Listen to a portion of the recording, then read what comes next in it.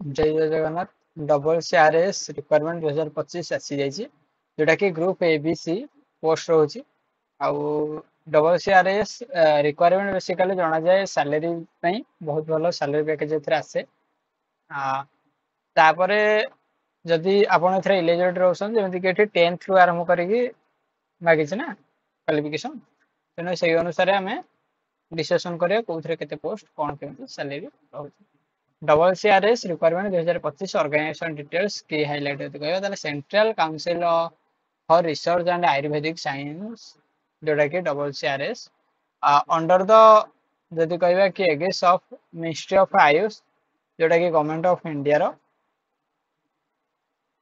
एटा agency में भी spelling ठीक टोटल नंबर होची 389टा माने 389 प्लस तन एरे कॉल 400टा पाखापाखि पोस्ट होची। पोस्ट आउ कैटेगरी होची एबीसी, मु तो कहिदले ग्रुप एबीसी।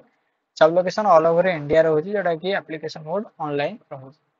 कहबे कोथरे केतेटा रहउची सेटा टे कहबे आयुर्वेदिक ऑफिसर रे हमर गोटाए, रिसर्च ऑफिसर रे 15टा, असिस्टेंट आयुर्वेदिक ऑफिसर रे 4टा, एमिति कोन बहुत गुडे पोस्ट रहउची, जोटा कि 390टा रहउची।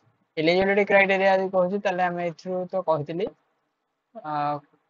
Qualification, education qualification, limit, experience, जेमति कि प्रूफ ए रे रिसर्च ऑफिसर जहार एमडी ऑफ पैथोलॉजी के मागुची, रिसर्च ऑफिसर जोटा कि छाड़ो बी रे assistant officer education M pharma मागुची। टिके ध्यान से सुनंतु, बहुत गुडे अछि। असिस्टेंट रे डिग्री मागुची, ओनली असिस्टेंट रे। ट्रांसलेटर रे हिंदी जोटा कि डिग्री मागुची। मेकानिकल लैबोरेटरी रे टेक्नोलॉजिस्ट मागुची। सी रे देखंतु, सी रे टिके यही जीवो जेमिति कि हमें नॉर्मली कहते डिग्री कथा। डिग्री तो आमर कहते अपर डिविजन क्लर्क भी डिग्री मागुची। ये देखते लोअर डिविजन क्लर्क रे मागुची 12 पास मागुची। टाइपिंग स्पीड दरकार जोटा 35 वार्ड पर। ता सहित आमर जदि मल्टीटास्किंग स्टाफ अछन ताले ITI pass certificate representative trade किंबा आईटीआई एथरे मध्य मागुची, ता सहित अलग ही रहउची। तापरे एठी यदि कहबा ताले मार्क कैलेंडर भाई छाड़ एग्जाम बेसिकली यार रहुची जो कि ऑनलाइन एप्लीकेशन स्टार्टिंग डेट अगस्त आउ एंडिंग डेट रहुची अगस्त 1, स्टार्टिंग डेट जोटा कि स्टार्ट एबे हो जाइए अगस्त 31, माने बेसी दिन नाही, मासे भितर ही एप्लीकेशन देबे।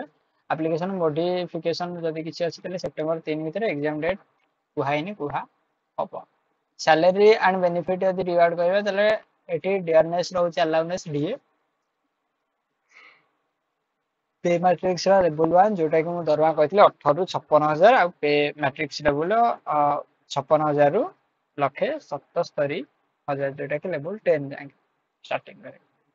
तेना एमती सिलेक्शन प्रोसेस तो एग्जाम रहउची। आ निश्चित भाव आपण जदि आर फी जदि देखिया जाइबे ए पे 1500 अलग अलग रहउची, बी पे 700 और सी पे 300। जोटा आपण एलिजिबिलिटी होसन श्योर अप्लाई करन। अप्लाई पे मु डिस्क्रिप्शन बॉक्स रे टेलीग्राम ग्रुप रे लिंक दे देबी। डिस्क्रिप्शन रे देबी, टेलीग्राम रे दे देबी, जस्ट देखि जॉइन कर देबी। सो अदर जॉब पई जदि आपण खोजन तो निश्चित भाव चैनल को सब्सक्राइब करि परिबे। एतिके हितला। जय जगन्नाथ, जय हिंद, जय भारत।